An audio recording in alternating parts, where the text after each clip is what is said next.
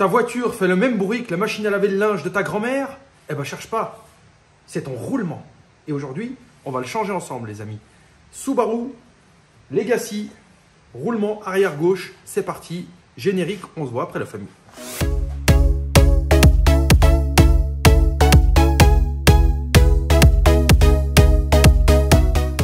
Voilà, on y est les amis. Donc avant de commencer, je voudrais faire une petite aparté. Je voudrais remercier l'abonné GT Turbo Japan qui me suit sur toutes mes vidéos. À chaque fois que j'en poste une, c'est le premier à laisser un petit commentaire ou à liker. Et pour te remercier de ta fidélité, eh ben, tu m'as demandé de faire ce roulement sur cette Subaru Legacy, vu que tu es un fan de Subaru et que ton nom c'est GT Turbo Japan. Donc, Monsieur GT Turbo Japan, cette vidéo, elle est pour toi. Roulement, c'est parti. Voilà.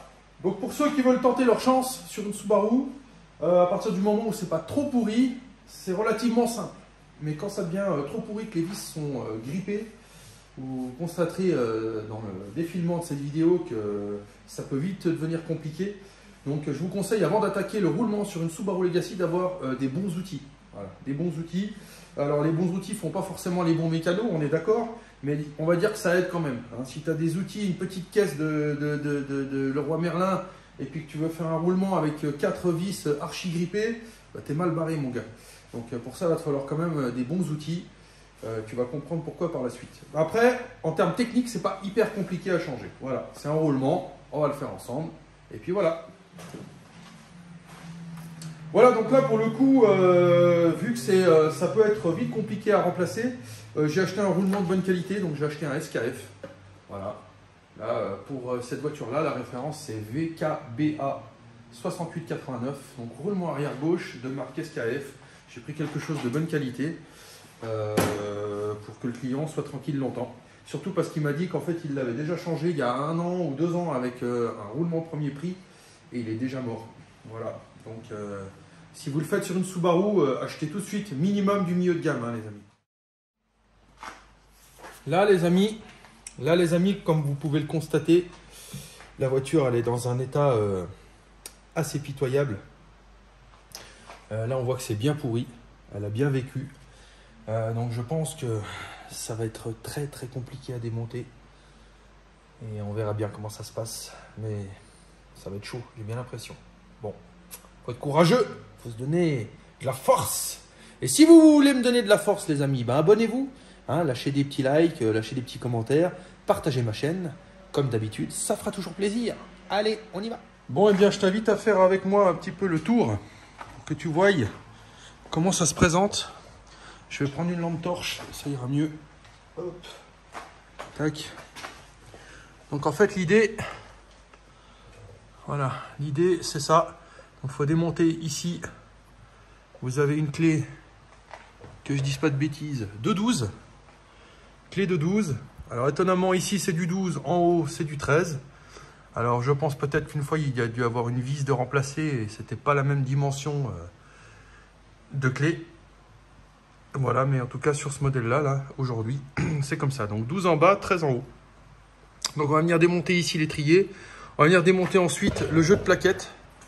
Voilà, on va démonter le support d'étrier. On va démonter le disque. Et puis bien sûr, avant de commencer, il va falloir démonter ici l'axe de l'arbre de transmission, donc cardan arrière gauche, vu qu'on est sur un 4 roues motrices. Voilà, et puis ensuite derrière... Voilà, je ne sais pas si je vais réussir à vous montrer. Là, je ne sais pas si vous voyez dans le fond, ici. Et je vais essayer de caler un peu ma lampe de poche, qu'on y voit un peu plus clair. Voilà. Tac, ici, là. Tac, ici, ici. Je vais essayer de zoomer. Si j'y arrive, c'est compliqué. Voilà. Ah. Donc on a une vis ici en bas, une vis ici en haut. Une vis derrière et une vis au-dessus. Voilà. Et donc ça, c'est ce qui tient ici notre roulement. Là. Hop. Là. 1, 2, 3 et 4. Voilà. Alors étonnamment, là, j'ai acheté un produit de qualité, SKF. Et ces petits salopards, là, ils n'ont pas fourni les 4 vis neuves. Donc ça, monsieur et madame SKF, c'est pas du boulot. Hein. Hein, parce que quand tu achètes du premier prix, c'est fourni avec les vis. Donc voilà.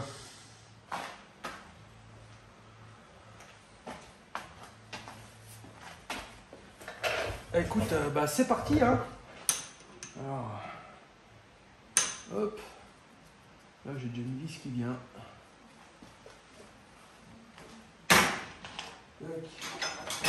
Ok. On va venir enlever, juste débloquer la deuxième. Si j'y arrive.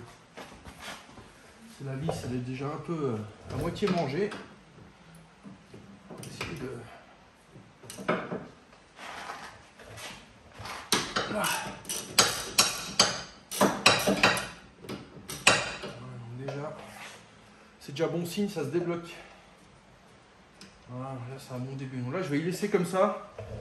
Parce que là il faut que je démonte en premier lieu. Il faut que je débloque ce gros écrou là qui tient le cardan.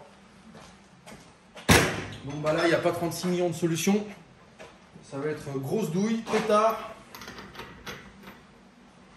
Puis on va régler le problème en 2-2. Alors je vais essayer d'y démonter sans chauffer au chalumeau. Et ça m'a l'air d'être bien grippé cette histoire. On va tenter, on verra bien.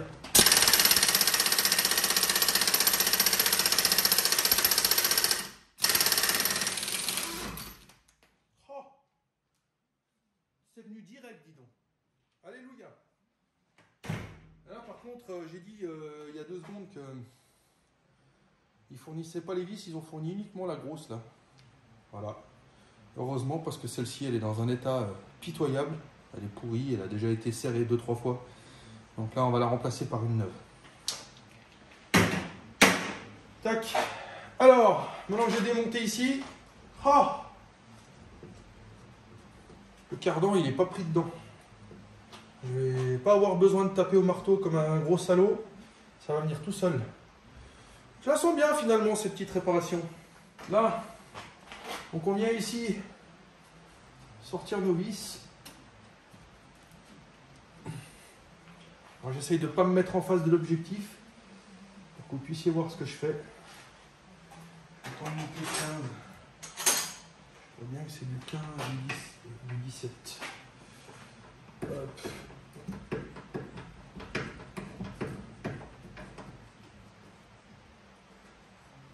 Là, ça aurait été bien de profiter pour changer les disques et plaquettes, mais bon, le client il n'a pas le budget, donc on va faire le roulement puis on fera les freins plus tard. À l'occasion. Tac. Hop là, donc là j'ai enlevé les 2 vis. Donc là je sais pas, vous pouvez constater que les 2 vis sont exactement les mêmes. Par contre la tête a une taille différente. Alors c'est pas grave, du moment que ça sert et que c'est encore propre, ça fait le taf. Alors ensuite vous venez prendre un gros tournevis les amis. Vous venez vous mettre ici. Donc attention de ne pas plier les petits supports de plaquettes là, parce que c'est fragile, si vous les pliez, ça peut frotter contre le disque et générer un bruit dégueulasse après. Donc là, vous venez comme ça, ici, voilà, proprement, sortir votre étrier. Voilà, donc encore une fois, vous y mettez en sorte que ça ne tire pas sur le flexible. Hop. Voilà, oh bah ça a été... C'est relativement facile en fait. Hein. Quand j'ai vu la pièce toute pourrie, je me suis dit ça va être un enfer. Pour l'instant, ça a l'air de faire le taf.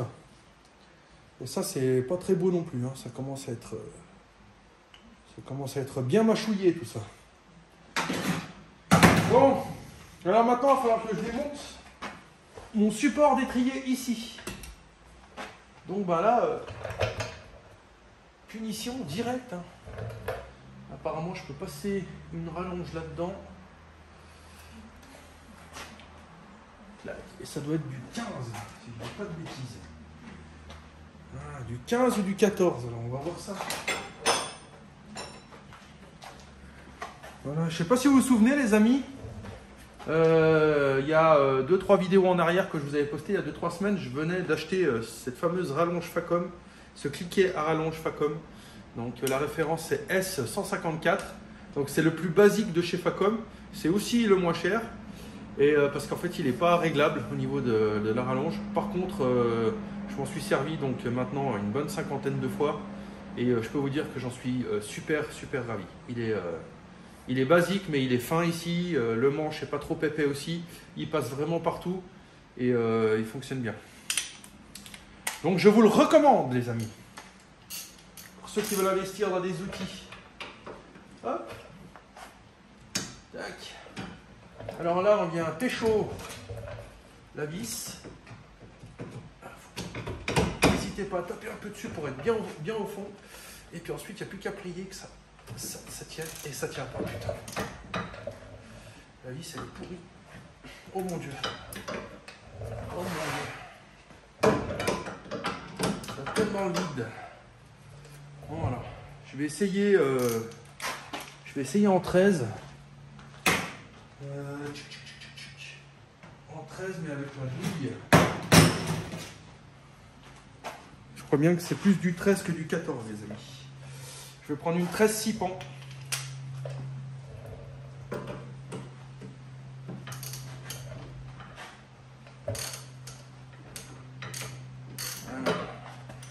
C'est bien du 14. Bon, je vais essayer la 14 en 6 pans. Si j'en ai une, mais c'est pas gagné. Et non. J'ai qu'une 14 en 12 pans. Voilà. Et comme la vis elle est mangée.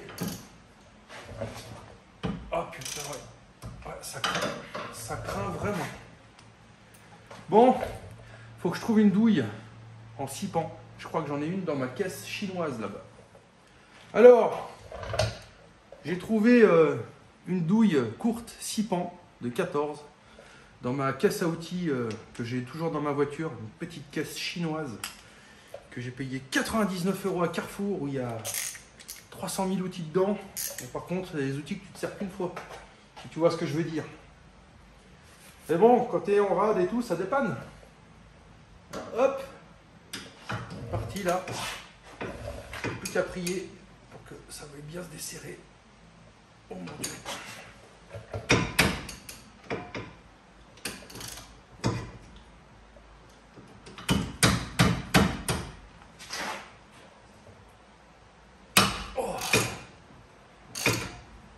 J'en ai eu un. C'était limite. C'était limite.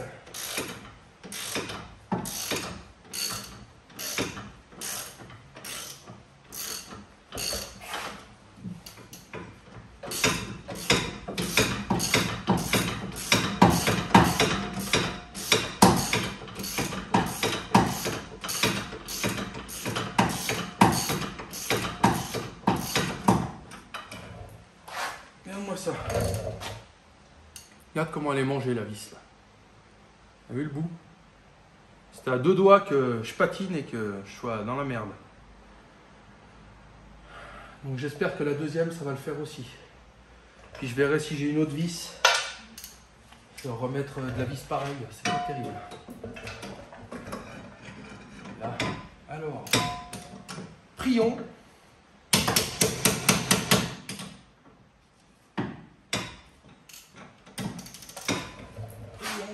Ça veut bien faire. Ah. Ça a fait. C'est beau.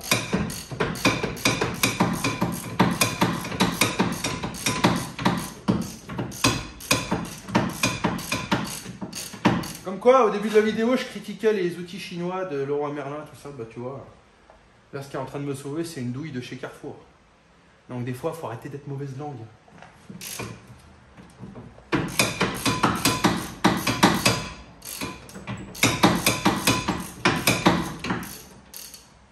Hop là.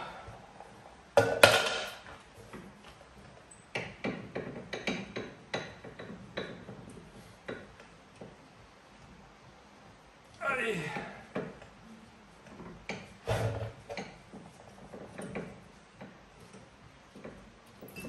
Là. Voilà. Comme on dit chez nous, c'est ça que c'est beau. Là, lui, bah, je vais lui mettre un petit coup de nettoyage, un petit coup de brosse métallique. Comme ça, je remonterai les plaquettes sur du propre. Même si je remonte le vieux jeu, bah, au moins, c'est posé sur du propre. Tac. Voilà. Donc bah, maintenant, on peut s'attaquer au disque. Attention. Il y a un système de freinage tambour là-dedans. Voilà, donc là, c'est la partie qui sert à gérer le frein à main. Donc là, quand vous appuyez sur votre pédale au frein, vous avez vos plaquettes qui viennent serrer sur vos disques. Donc là, c'est quand vous roulez sur la route. Et quand vous stationnez ou en cas d'urgence, vous tirez votre frein à main. C'est cette partie-là qui vient rentrer en fonction. Et là, elle est plutôt propre, hein, il y a de la garniture. Bon, à mon avis, ça a été nettoyé et changé il n'y a pas si longtemps que ça. Voilà. Et on va y laisser beau propre comme c'est. Normalement, si je dis pas de bêtises, je devrais pouvoir sortir le roulement sans y démonter. Voilà. Comme je fais pas tous les jours du Subaru, je les connais pas par cœur. Et voilà. Donc on va découvrir, les amis. Tac. Bon, bah, maintenant, je vais m'attaquer aux 4 vis du roulement. Là, alors. Donc toujours pareil, hein, douille de 14, rallonge. Alors le truc, c'est que là, il va falloir débrouiller, donc double rallonge, machin chouette. Alors une petite astuce, les amis, quand vous desserrez une vis, surtout quand elle est grippée comme ça, il faut s'assurer que votre douille soit bien au fond dans la vis et le plus droit possible. Parce que comme vous allez générer une force assez importante, excusez-moi, je m'emballe.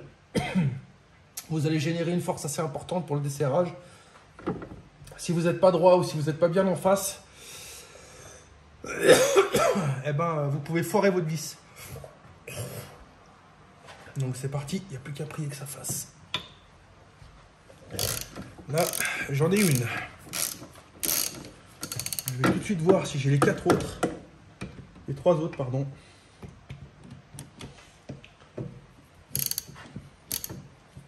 Hop.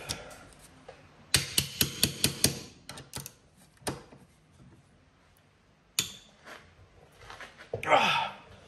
Alors là, il y en a une qui galère. Ah. Oh, je l'ai eu.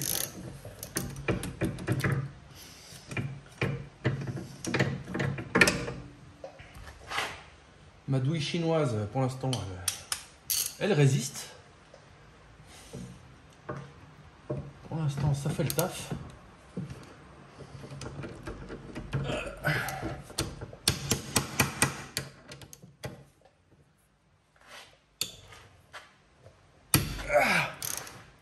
Là. Oh. Bon, 3 sur 4.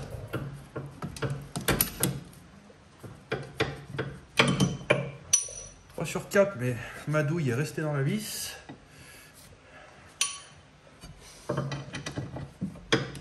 Voilà.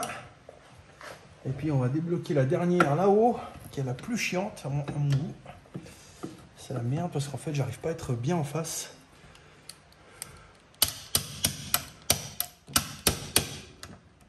Hop. Puis bon, on va prier. Comme je peux pas être tout à fait droit. Ah, je l'ai eu. Oh. Alléluia.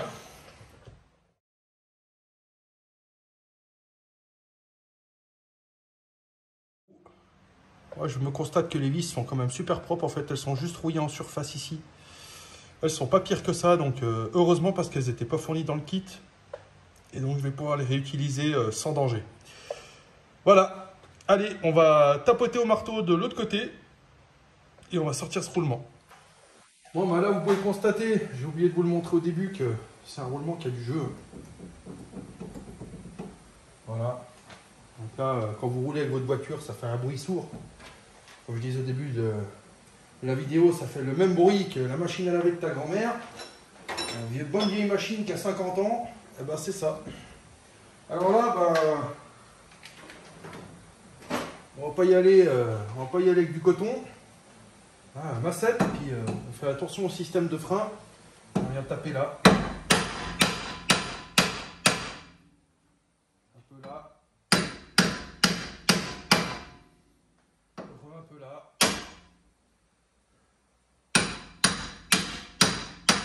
Hop là. Ah ouais, il y a tout qui vient. Oh putain. Il y a tout qui vient. Oh l'enfer. Ouais, j'avais pas capté le délire comme ça, moi.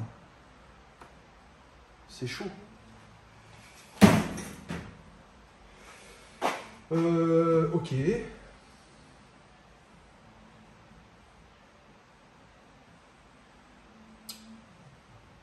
Putain, l'angoisse. Voilà, tu vois, j'ai un dilemme. Ouais, en fait, il y a tout qui vient. Mon Dieu. Ça va être compliqué, l'histoire, là. Quand tu connais pas, c'est la galère. Là. Il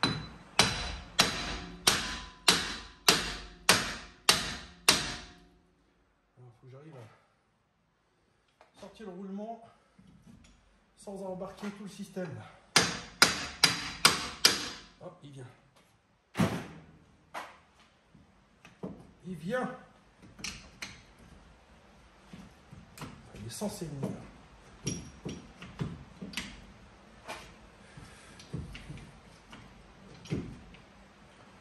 Alors, il y a une mâchoire qui m'emmerde.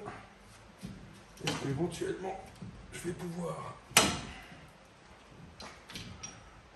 Là, voilà. Oh.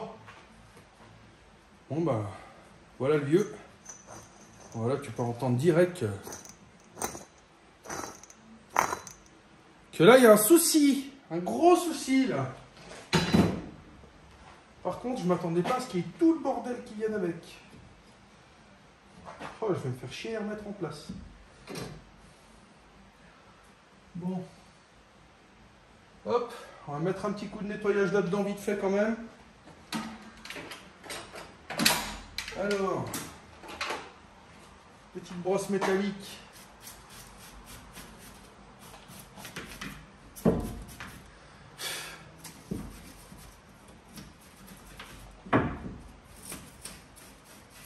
Oh, regardez ce que je vois.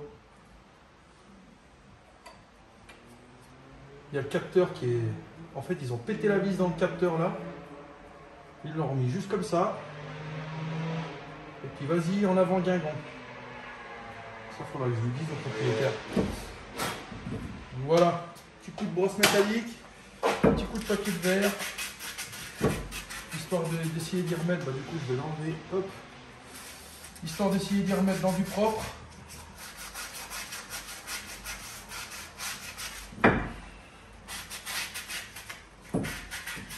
Là, beaucoup de produits à frein. Tac. Voilà. Alors moi, ce que je vais faire, les amis, c'est que je graisse tout. Donc là, je vais mettre un filet de graisse.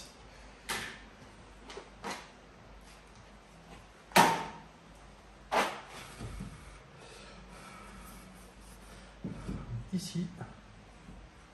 Voilà. Comme ça, si un jour on doit à nouveau y redémonter, ben, ça va faciliter le démontage. Hop, puis je vais en mettre un peu sur le plat. Là. Voilà. Hop. Comme ça va faire un bon joint à la graisse. Et puis ça protège de la corrosion aussi. Un petit coup sur le cardan.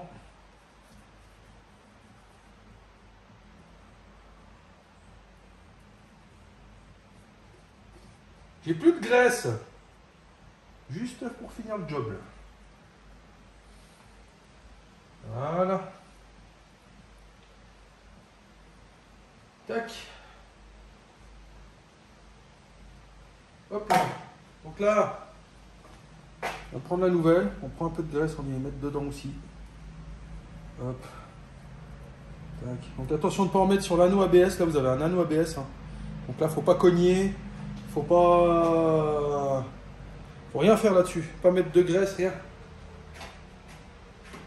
Hein.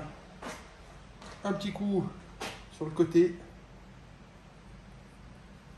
Impeccable. Là. Puis la question maintenant, c'est de savoir s'il y a un sens. Voilà. Hop, ça m'a l'air pas mal.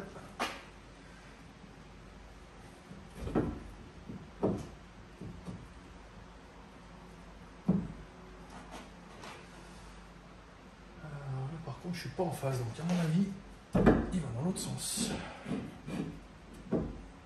Ouais. Donc là, il y a un sens, les amis. Hein. Donc vous regardez où est-ce que vous êtes dans l'axe avec les 4 vis. Et une fois que vous êtes dans l'axe avec les 4 trous qui sont derrière, c'est que vous êtes bon. Donc ben là, moi, je vais faire un petit repère vite fait. Voilà, je prends un petit stylo feutre.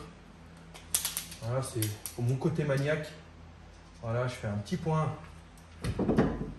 là, pour me rappeler que ça va en haut. Voilà, parce que maintenant, ça va être un peu la galérette. Il va falloir que je remette tout ça en place sans que ça fasse chier. C'est pas gagné. Hop. Hop. On va mettre tout ça dans le trou là. Tac. Puis bah après, bah, tu te démerdes, mon gars.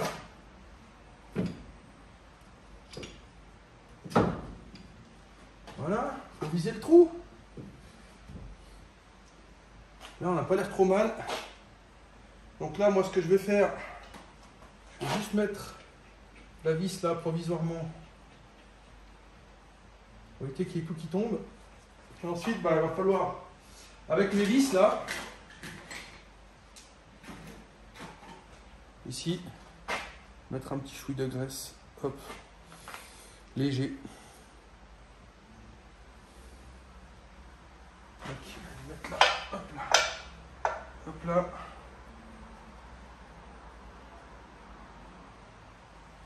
Hop là. Voilà.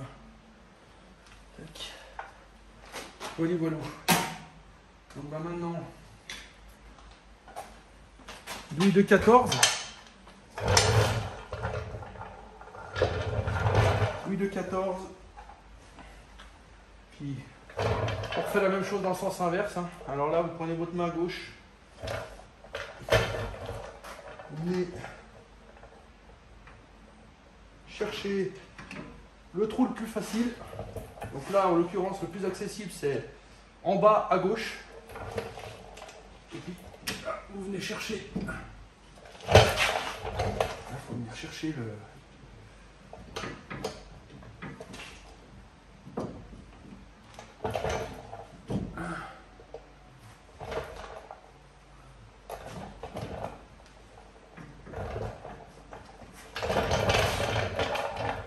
Faut être patient, hein. C'est un peu la merde.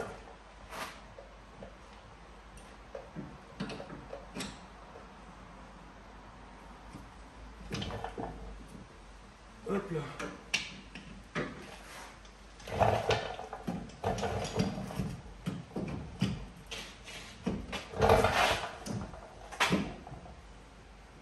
Là. Hop là.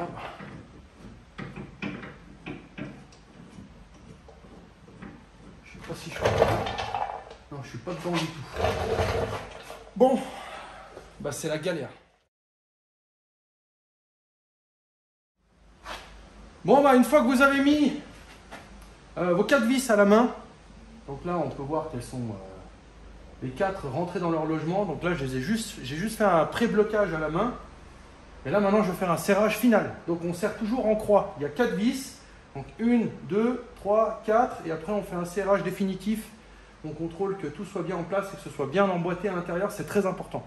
Parce que si vous serrez votre pièce de travers et que vous bloquez vos vis, vous pensez que vous aurez tout bien serré, et puis au moindre dos d'âne ou au moindre nid de poule, votre pièce va se mettre à rebouger, se défaire de son emplacement d'origine, et du coup vous allez avoir votre roue qui va de nouveau flotter en pensant que vous aurez à nouveau un roulement, alors qu'en fait ce sera votre serrage qui ne sera pas bien effectué. Donc là, on contrôle bien qu'on soit bien plaqué, bien serré, les 4 vis en croix correctement, et vous pouvez serrer assez fermement. Hein.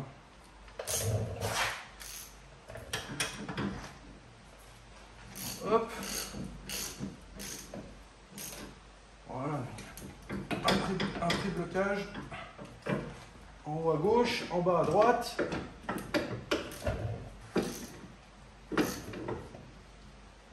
Hop.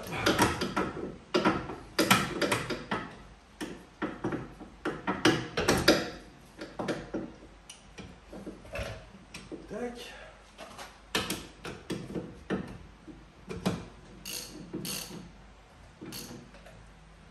Hop. Donc là, sortir un jour.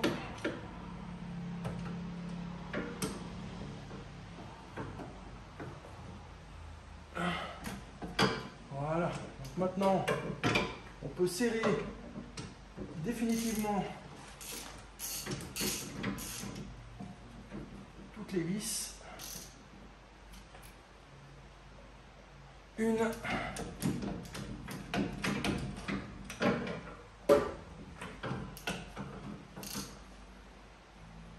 Deux.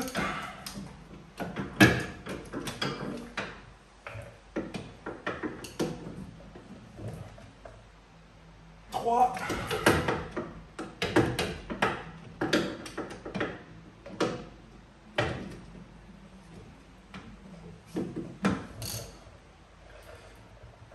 Et 4. Voilà.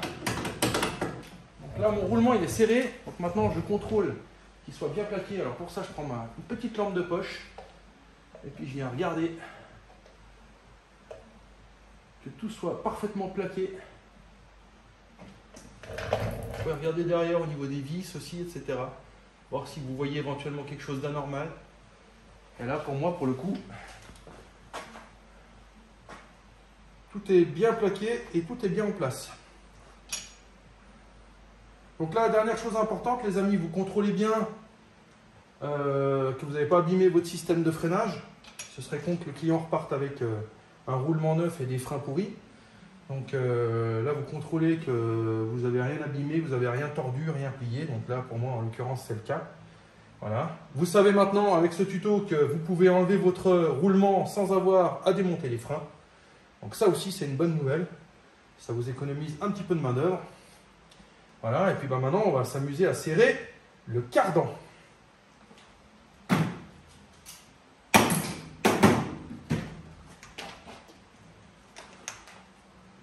Donc là,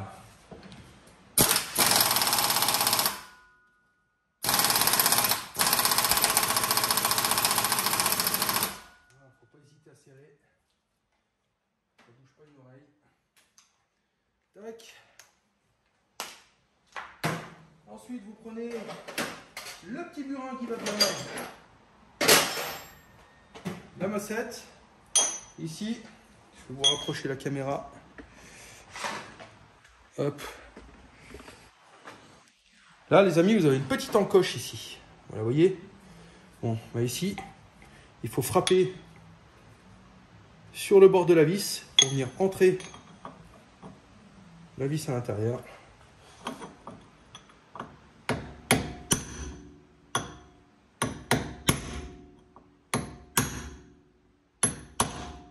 Voilà. Alors, pourquoi je fais ça ? Pour ceux qui ne connaissent pas, eh ben, tout simplement, c'est une sécurité. Donc une fois que j'ai bien serré ma vis, je fais ça pour que ma vis ne se desserre jamais toute seule. Voilà, donc là, en ayant frappé comme ça crée une espèce de petite bordure qui vient se prendre là-dedans. Et la vis ne peut pas se desserrer toute seule. Voilà, donc ça, c'est du boulot bien fait. Donc, maintenant, on va remonter tout l'ancien, hein, le disque, plaquette, trier, machin, et puis on va aller essayer tout ça. Hein. Voilà. Donc bah, pour remonter le disque, hein, c'est pas compliqué. Vous venez tout simplement, donc vous mettez un petit coup de nettoyage quand même dans vos freins. Ça mange pas de pain, puis au moins ça repart, c'est décrassé. Là votre disque, bah, vous venez le remettre en place comme ça. Tout simplement, c'est la roue qui va venir le tenir définitivement. Puis ensuite, on va passer à la partie un peu merdique. C'est qu'il va falloir que je remette en place ces vieilles vis là. Parce que malheureusement, j'en ai pas en stock. Avec un pas de vis un peu spécial. Et j'ai pas mieux que ça. Donc il va falloir que je remonte le vieux. Bonne chance au prochain qui voudra y démonter. Et du coup, je vais tricher un peu. Je vais y mettre un peu de graisse un peu partout pour que, éventuellement, la prochaine fois, ça se redessert correctement. Donc là, on va mettre un petit coup de nettoyage au support d'étrier. Donc pour ça, il va nous falloir, les amis, petite brosse métallique. Hein. Voilà. Petit coup de brosse vite fait. Tac. Un petit coup de nettoyant fin qui va bien. Voilà. Perso, moi,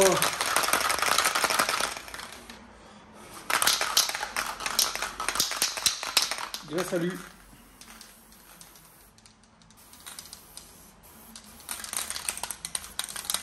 Voilà. Et puis après, je vais contrôler les coulisseaux. Voilà, les coulisseaux, on voit que ils bougent plutôt bien. Voilà, il n'y a que celui-là qui me paraît d'être un peu emmerdant. Celui-là, je vais le démonter. Vous voyez, celui-là, il avance pas, puis il recule pas. Par contre, il tourne. Donc, à mon avis, je suppose que ça doit être le petit joint à l'intérieur qui doit faire chier. Et voilà, donc on va démonter ça, puis nettoyer. Voilà, donc j'ai débloqué mon coulisseau. En fait, il est venu en tirant un peu dessus. Je pensais que je devais sortir le chalumeau pour le chauffer, etc. Mais non, donc là, du coup, voilà. Les coulisseaux, ils sont libres. On va remonter tout ça. Alors,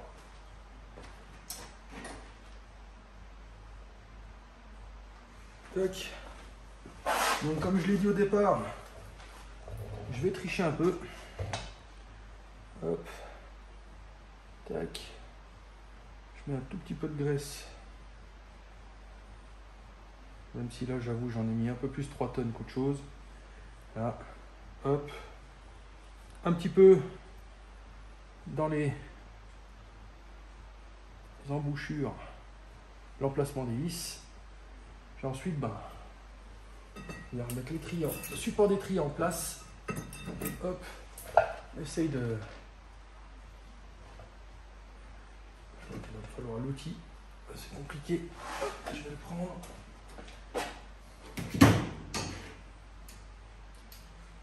Donc, toujours douille de 14. J'ai remarqué que chez Subaru, il y a beaucoup d'écrous de vis en 14. C'est du japonais. Voilà. Puis ben, comme disait mon père, il faut trouver le trou. Hein.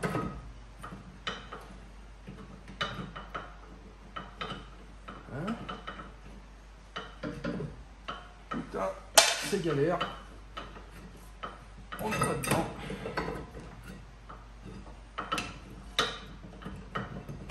Là.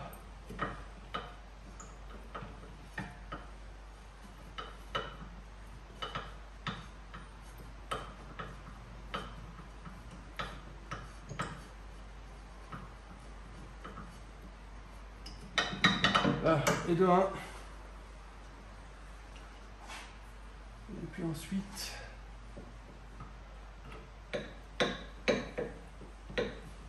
je sais pas si je suis pile dedans. On dirait que oui.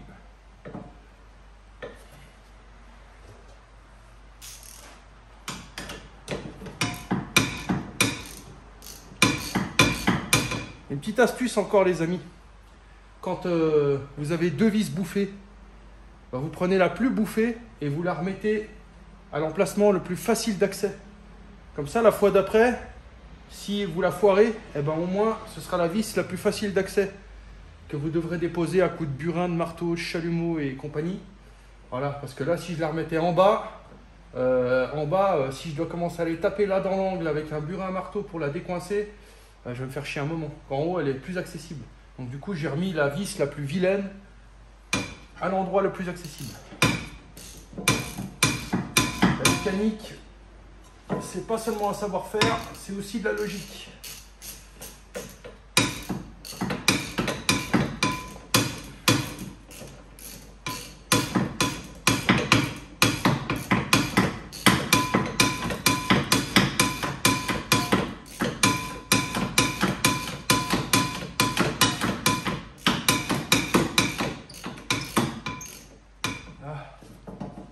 Voilà.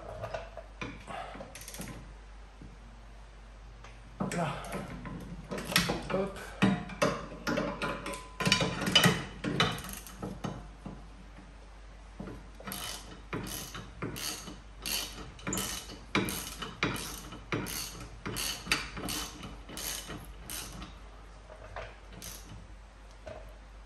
Voilà. Mon support d'étrier, il est en place. Tac. Maintenant, on va remettre les plaquettes, et puis l'étrier, et puis la roue. Et opération terminée.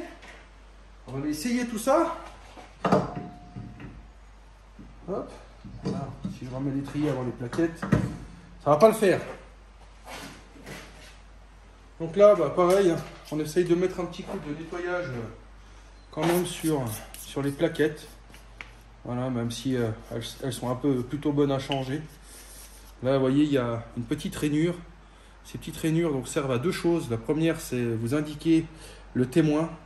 Donc, une fois que cette petite rainure est invisible, bah, ça veut dire que vos plaquettes sont largement à changer.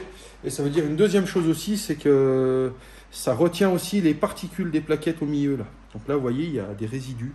Donc là, je vais prendre un petit tournevis plat et je vais y gratter. Hop. Tac.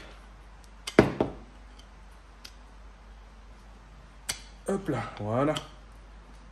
Hop là. Vous voyez, j'ai relibéré mon espace. Et du coup, les résidus pourront venir se remettre ici. À cet emplacement prévu à cet effet. Tac. Hop là. C'est beau. Alors, on va remettre comme c'était. Hein. Côté extérieur, extérieur.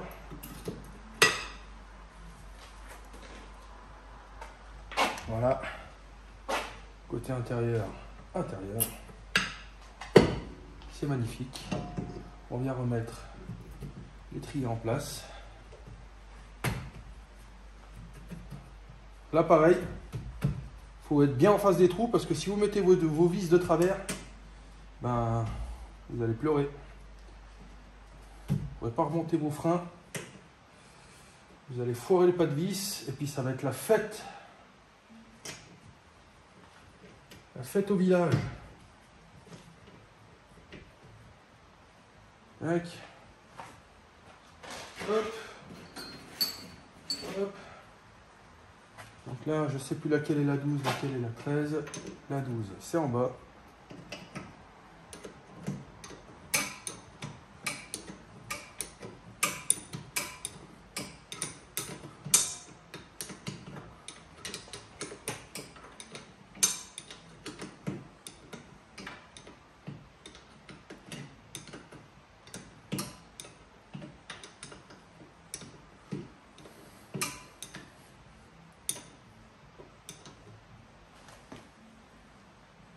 Voilà, pas serrer trop fort là ces vis là.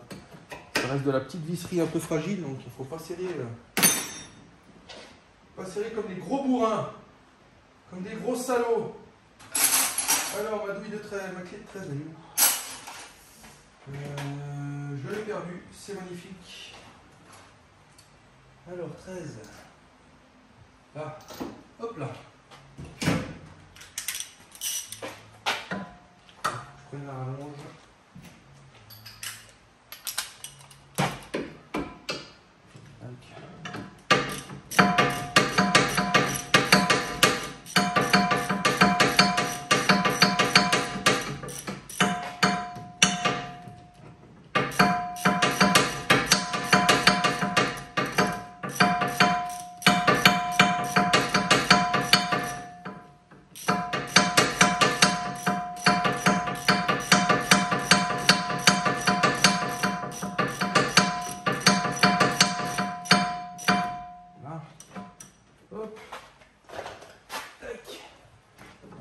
plus droit possible, vu que les vis sont mangées.